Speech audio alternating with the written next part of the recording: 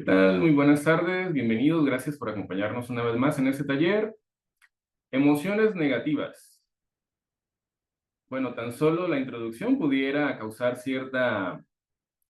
eh, cierto desagrado a algunas personas porque en el campo de la ciencia no todo el mundo le llama emociones negativas a las emociones con las que convivimos diariamente.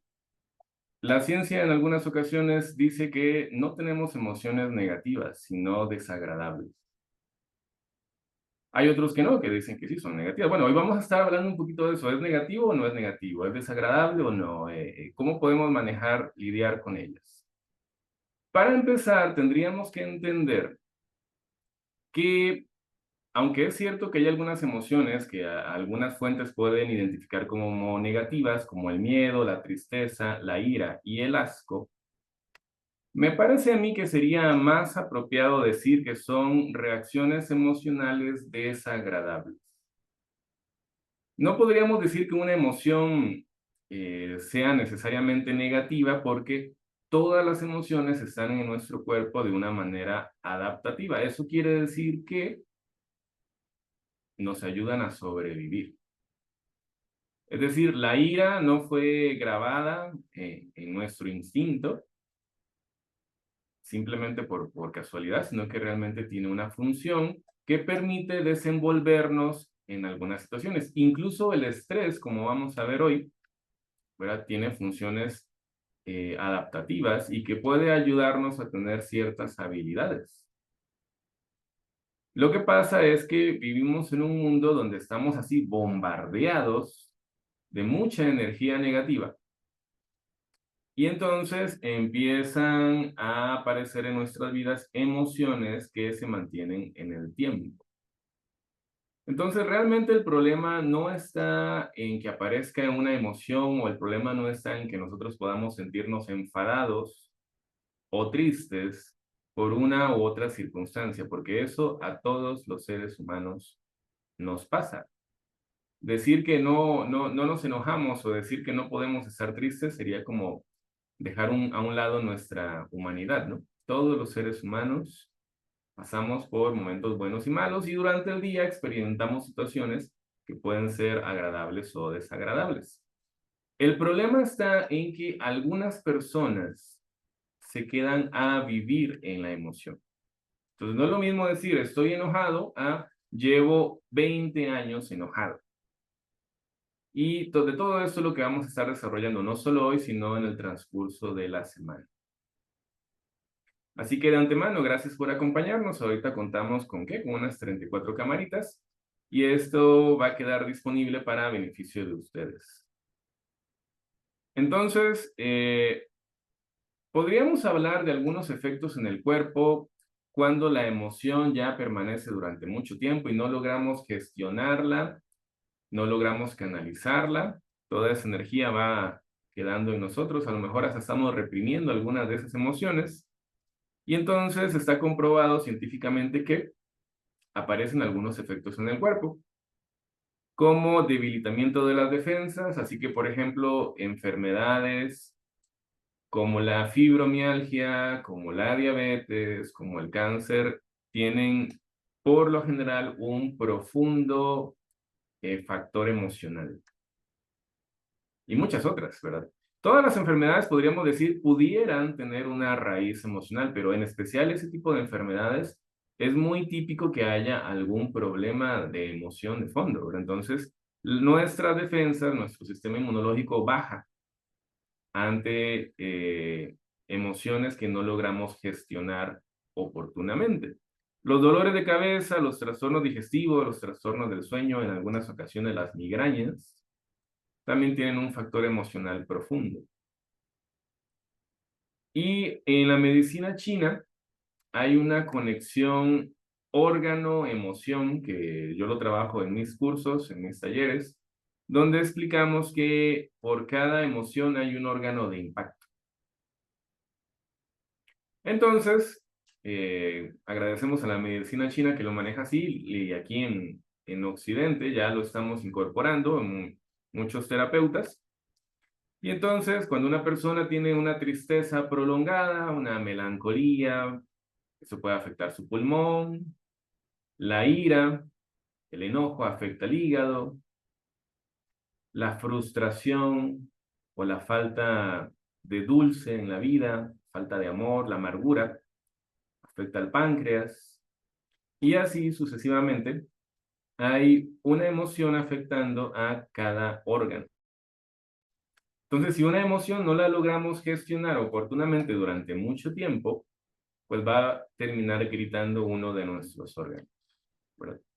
¿Por qué esto? Porque no podemos separar la mente y el cuerpo, como se acostumbra a hacer en este lado del mundo, ¿verdad? Desde que, bueno, Hipócrates, siempre van a disculparme que repito mucho la información en los talleres, pero como llega gente nueva, es bueno estar repasando. Hipócrates, que se le conoce como el padre de la medicina de este lado del mundo, él tomaba en cuenta el entorno, él tomaba en cuenta el ambiente, él tomaba en cuenta muchos detalles, la alimentación, ¿verdad?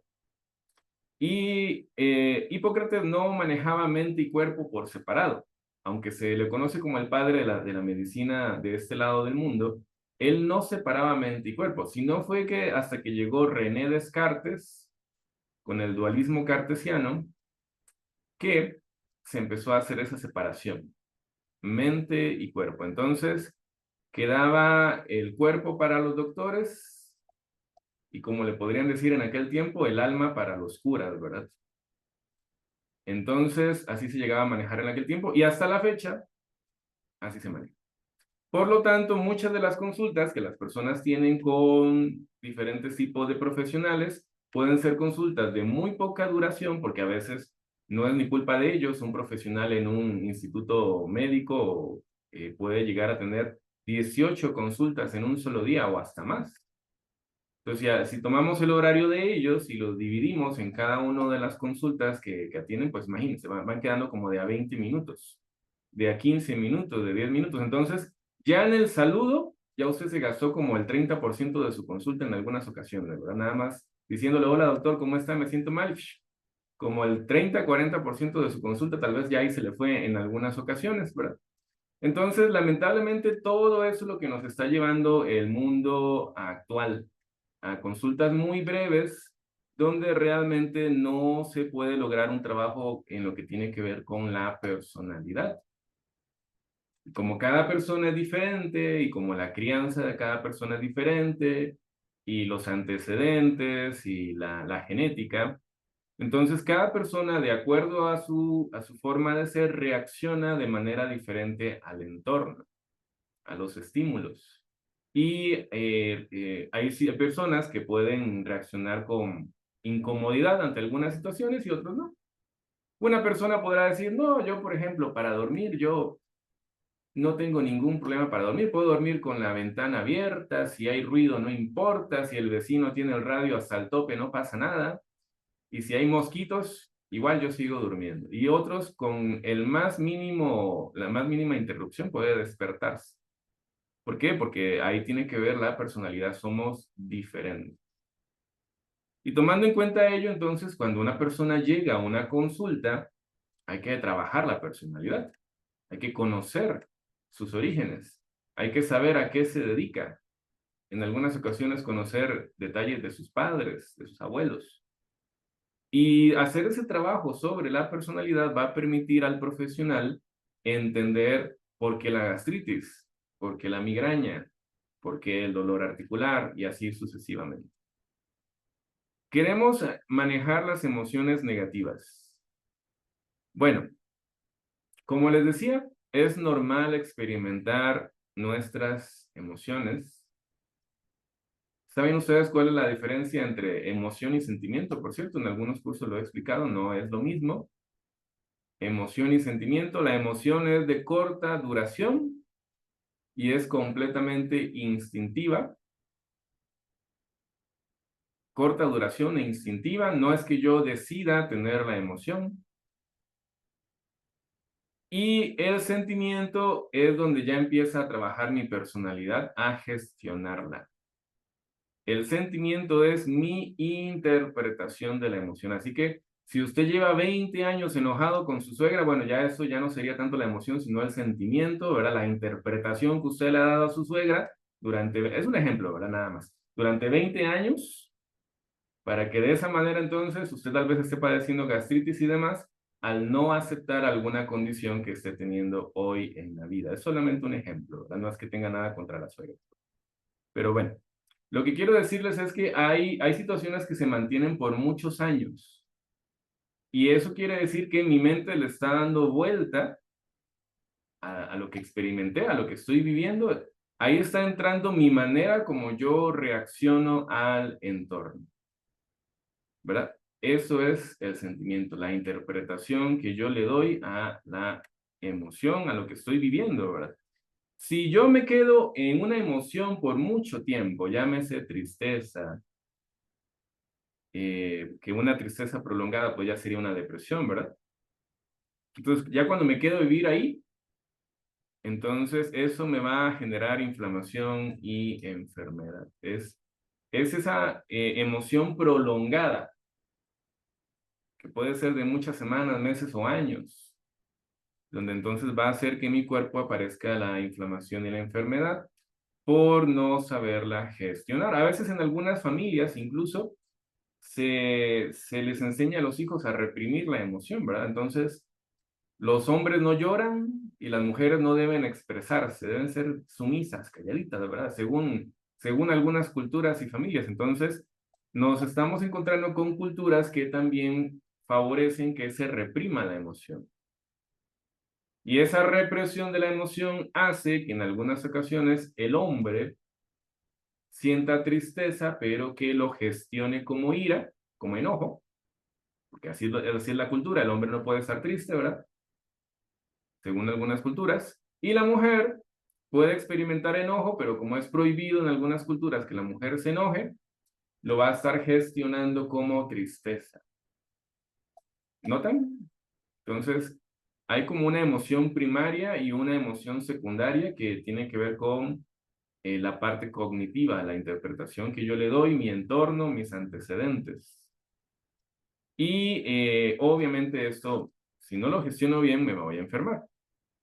Pueden haber efectos en las relaciones personales en lo que tiene que ver con la mala gestión emocional. Es decir, si yo no sé gestionar mis emociones, puedo tener afectación en mi círculo de amigos, en la pareja, en la familia, bueno, en el lugar donde esté, ¿verdad?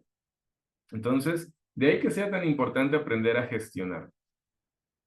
Hoy día vivimos muy a menudo con mucho estrés.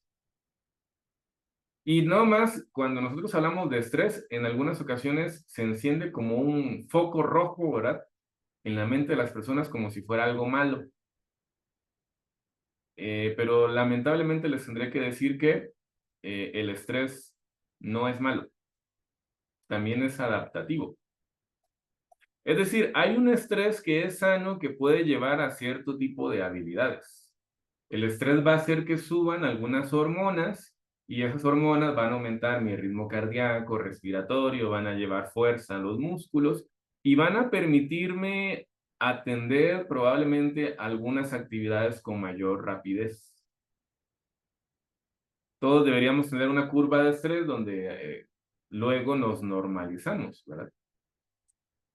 Es decir, si usted, por ejemplo, tiene prisa para llegar al trabajo y le toca tomar su bus o su camión, como le llaman en su país, y usted va saliendo a la avenida y ve que va el camión, y tal vez es el único que pasa en 3 horas, ¿verdad? Como en algunos pueblos, entonces usted dice, voy a llegar tarde, y ya me dijeron que no puedo llegar, entonces se estresa.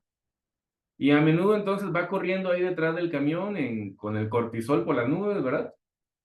Hasta que el chofer de manera misericordiosa le permite subir, ¿verdad? Al camión y ya usted está feliz y contento porque ya está ahí sentadito y ya está de viaje a su trabajo. Entonces, eso debería haber tenido una curva de estrés de subida de cortisol y una bajada posterior. Y es normal, digamos que es un proceso bueno.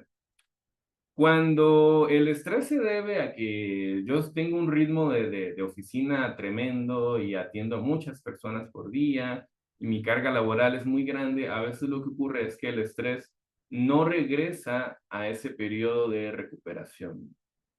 Hay personas que no salen del cortisol y viven estresadas todo el tiempo, ¿verdad? Entonces hay un estrés que es patológico y entonces empiezan los dolores de espalda, los dolores de cabeza, los problemas digestivos y eso hay que aprender también a gestionarlo, ¿verdad? No todas las personas salen del estrés de la misma manera o de la ansiedad, ¿verdad? Hay personas que requieren hacer ejercicio intenso. De por sí el ejercicio se recomienda para todos. Pero hay otras personas que más bien lo que requieren es un estado de quietud, ¿verdad? Porque me encanta la comparación de Mario Alonso, el cirujano, que dice que somos como un mar adentro.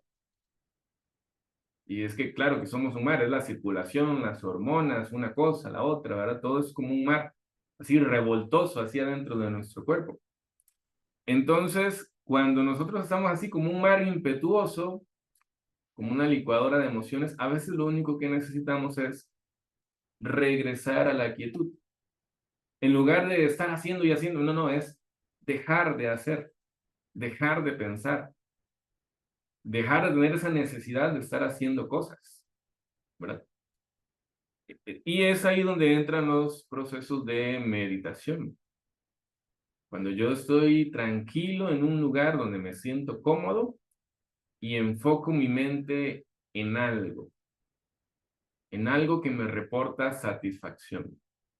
Un ejercicio muy sencillo de meditación simplemente podría ser sentarse, poner la cabeza en un lugar donde no esté recostada en ningún punto, ¿verdad? Simplemente nos sentamos en una silla, ¿verdad? No recuesto la cabeza en ningún lado. Y con una respiración calmada, revivo momentos de felicidad que he tenido.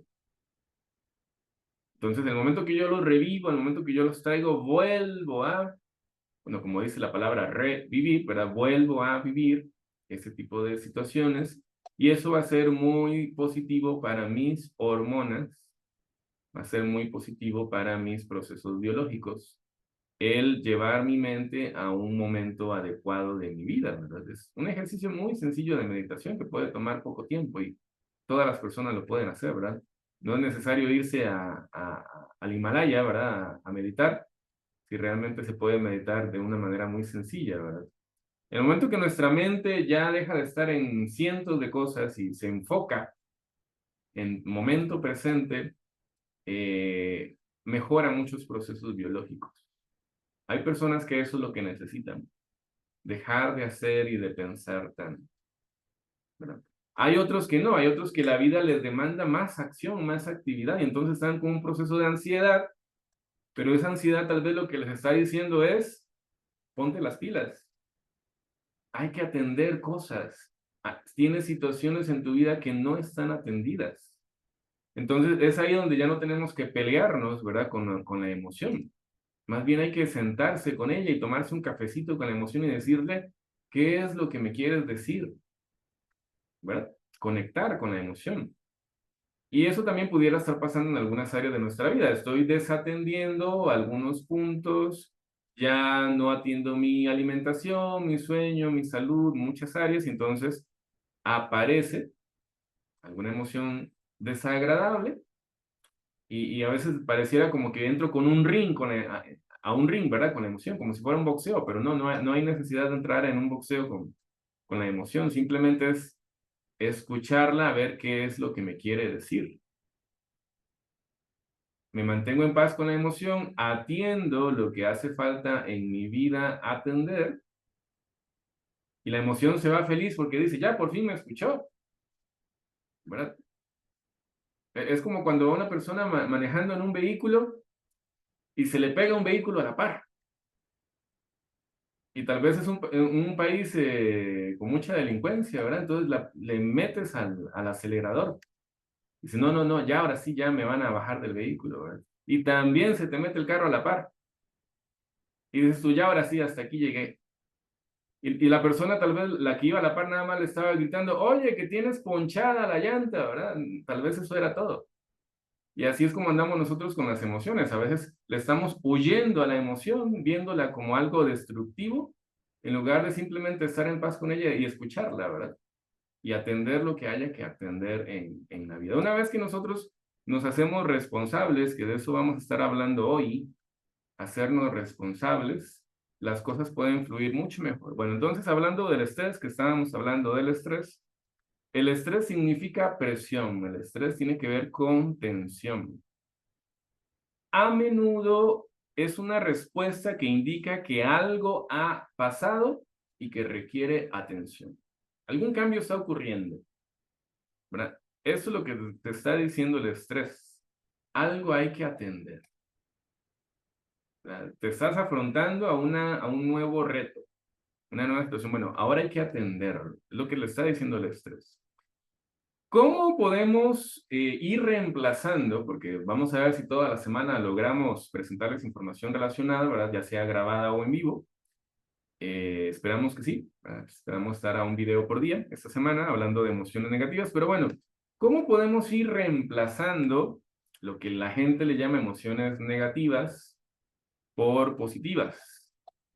Más bien podríamos decir las desagradables por más agradables, ¿verdad? Yo recomiendo sobre todo, número uno, la aceptación. Atiendo a una persona con dermatitis, ¿verdad? Bueno, una dermatitis muy grave. Y un día de eso me estaba diciendo, estoy mucho mejor. Y está siendo atendida por médicos y demás, la he estado atendiendo desde algunos meses y bueno, tuve la curiosidad de preguntarle, ¿qué fue el tratamiento que te hizo bien para tu dermatitis? Porque me enseñó fotos y sí, sí estaba muy grave. Y me dice, simplemente al tomar terapia contigo y gestionar mis emociones, mi dermatitis ha mejorado muchísimo. O sea, un giro completo, ¿verdad? 180 grados. Me dice ella, contigo he aprendido a aceptar algunos aspectos de la vida. Entonces, para que vean la poderosa herramienta que es la aceptación. Las cosas son como son, no como yo quiero, ¿verdad? El pasado, ¿verdad? Que a veces el pasado nos hace estragos. Yo le digo a la gente, el pasado es como un viejito. Como toda persona mayor hay que respetarlo.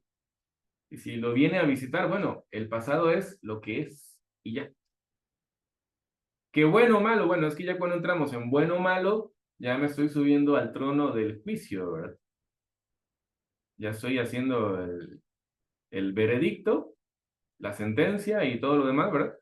Entonces, no, hay que bajarme de ese trono y simplemente convertirme en un observador y aceptar las cosas como son, el pasado. Responsabilidad. Y la responsabilidad tiene que ver con los otros dos puntos que vienen posteriormente, porque por lo general muchas personas que viven en emociones desagradables les falta responsabilidad. Simplemente la culpa es del país, la culpa es de la mamá, la culpa es del papá, la culpa es del cónyuge, y no porque lo diga de esa manera, sino porque así lo siente. Víctima del entorno, víctima de las circunstancias, víctima del lugar donde nació. No puede hacer nada, se quedó siempre en la faceta de niño. No, porque el niño cuando hay un problema, si el niño, por ejemplo, no tiene que comer en casa, pues el niño nada más extiende la mano y espera que los papás le resuelvan, ¿verdad? Vive en la vulnerabilidad. El adulto tiene una actitud diferente. El adulto tiene un problema, va y resuelve. Los que tienen hijos saben que son responsables, ¿verdad? Saben que al hijo hay que resolverla como dé lugar, porque pues ellos no pueden entender de nos en algunas cosas. Hay que tenerle su plato de comida diariamente, ni modo. Si se trajo al mundo hay que atenderlo, ¿verdad? Pues ahí es donde entra la parte adulta, la responsabilidad. Muy a menudo las personas no logran sustituir las emociones desagradables porque se quedan ahí, en esa parte de niño, esperando que algún milagro caiga en la vida, ¿verdad? Que le resuelva. Y entonces parte de esta sustitución también tiene que ver con el dejar de culpar a otros, incluyendo los papás, ¿verdad? Para empezar. Muchas de las emociones que cargamos es por andar culpando a los padres de lo que yo soy ahora. Entonces volvemos al punto, ¿dónde quedó mi parte adulta? Ellos hicieron hasta donde pudieron y de ahí en adelante yo tengo que resolver. adulto. Y dejar de culparse a sí mismo, ¿verdad? Porque también cuando yo vivo siempre culpándome a mí mismo, pues entro en un proceso energético bien complicado que me lleva a morirme, ¿verdad? Ahí empieza lo que decía Freud, ¿verdad? La pulsión de muerte. Ya no quiero vivir, ¿verdad? Bueno, entonces, bueno, nada más quería sacar unos minutitos, compartirles esta información. Dice Víctor Frank, una vida sin sentido no tiene sentido para ser vivida. Hay que encontrarle sentido a la vida, hay que encontrar razones para vivir.